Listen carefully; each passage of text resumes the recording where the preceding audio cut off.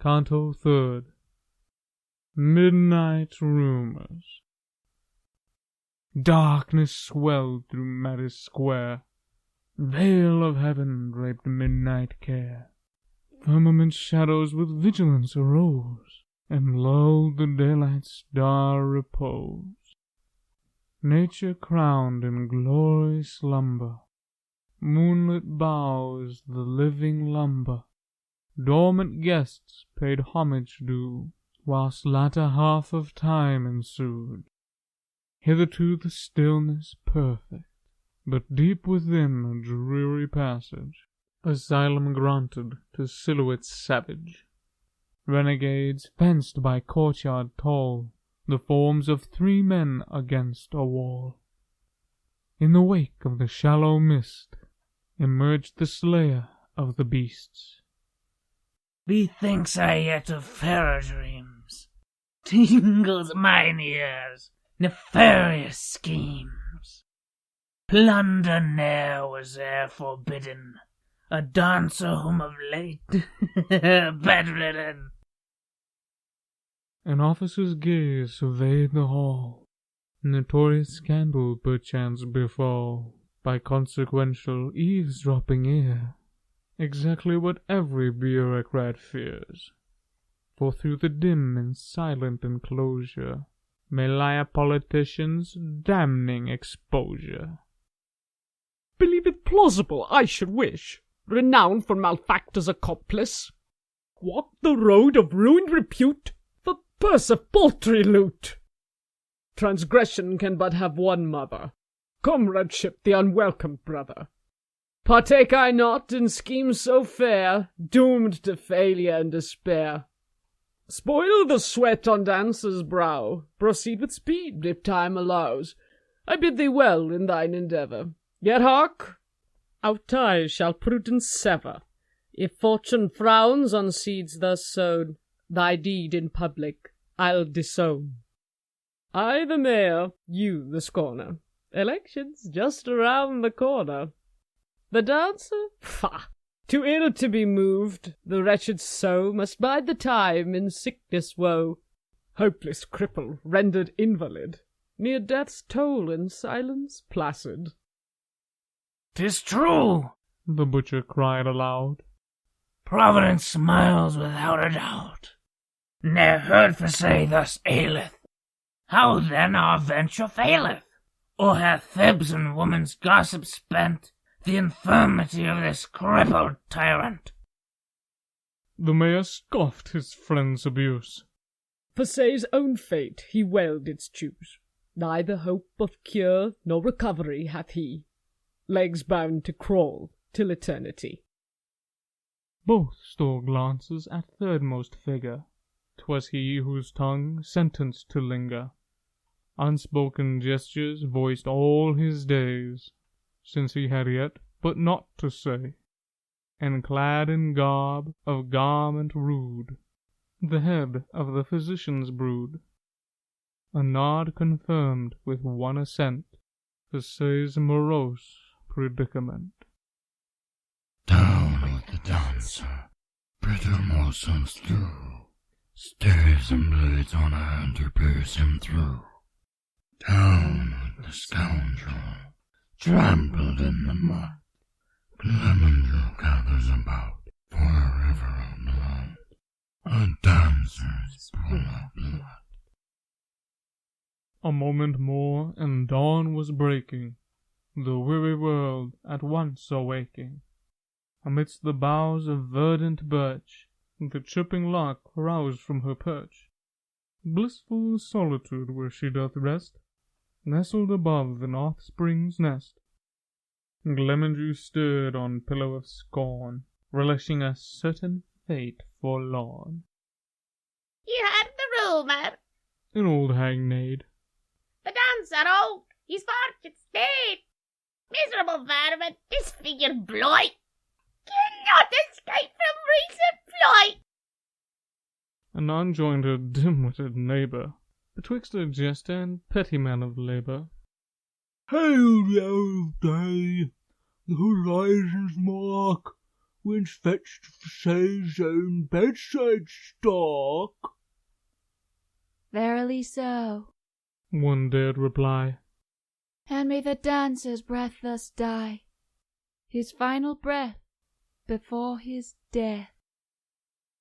Drunk with iniquity in one accord, raising the chalice and toasting the sword, Glemindrue imbibed the wine of mirth, near roasted boar and flaming hearth.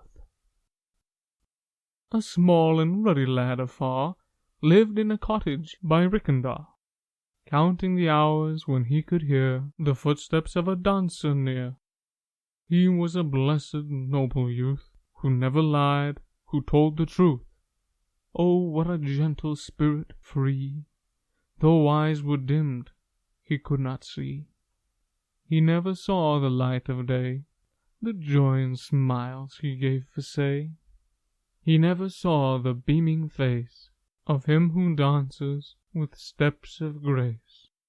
He never saw the pride and love, the tearful prayers to God above, for sacred gift, a blessed lad, the heart and soul of any man.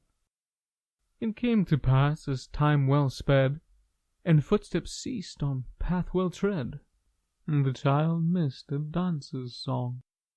What could take father half so long? I do not hear his voice or laugh. Why does he linger from the path? Days go by, and still no sign, no message comes, no single line.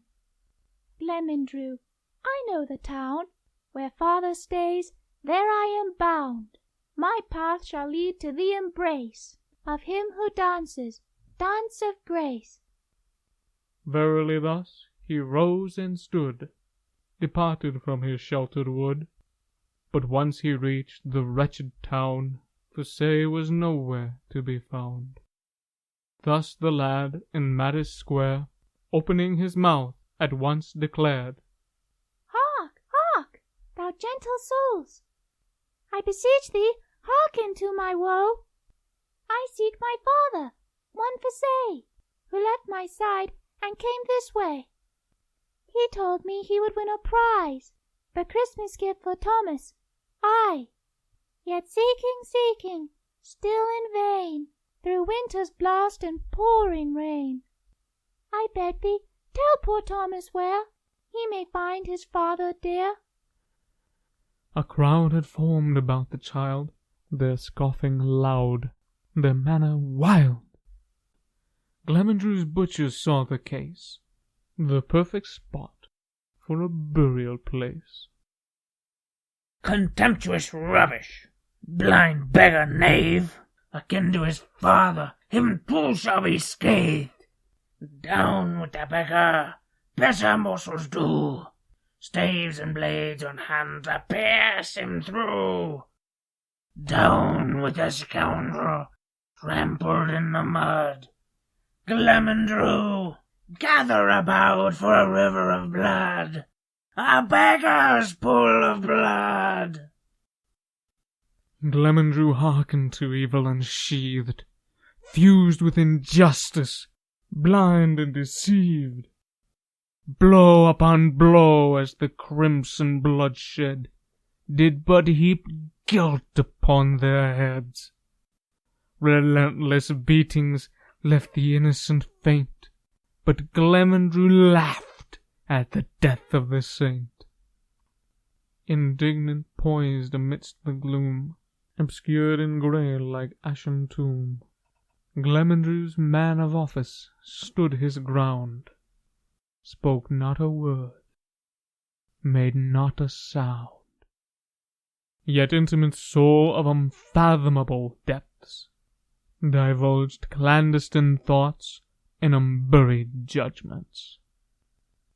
Transgression can but have one mother, comradeship the unwelcomed brother. I the mayor, you the scorner, elections just around the corner. Intercession but an objectionable affair, preeminence thus advises care, and bids her cherished and gallant descendants chivalry bestowed upon elite, not servants. And if the stream floods streets with red, delicacy inhibits curtailing bloodshed. Perchance one final line of defense might hinder the grave's melancholy sentence. If for only a moment reprieve could save, Thomas lifted his arms to cover his face, a feeble and frail shield against decay, dying breath on dying lips. Say, say. Convulsing spasms in ghastly pain, the dancer's son was henceforth slain. Whilst clock of time had run its course, impenitence suppressed all tears of remorse. Down with the dancer, bitter morsels due, stains and blades on hand to pierce him through. Down with the scoundrel, trampled in the mud. Glemindrue gathers about for a river of blood, a dancer's full of blood. Glemindrue marched to the surgeon's abode, torches ablaze and lights aglow, shouting, "Bring him out! Bring out the rogue! Hang the dancer! Hang the foe!" The surgeon, what a timid man! In vain he tried to calm the land. Amidst their cry he gestured peace, but jealous scorn refused to cease. Pitiable physician, thou didst defend, pitiable was thy bitter end. Thou gestured peace, they answered hate, they served thee with a poisoned plate. Silence could not kill thy heart, oh how the mob tore thee apart. Thy lips though sealed, thy hands could speak, and courage swept over the weak.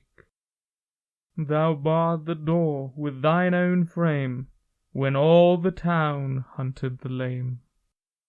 Because thou helped dancer of grace, thou met thy Maker face to face. Immediately, on hatred bent, Glemindrue sought for the convalescent, but no one could have possibly known that he had left 2 hours ago. O heaven, heaven, mark my words! 'Twas on the eve of New Year's morn, the township's doom in writing born.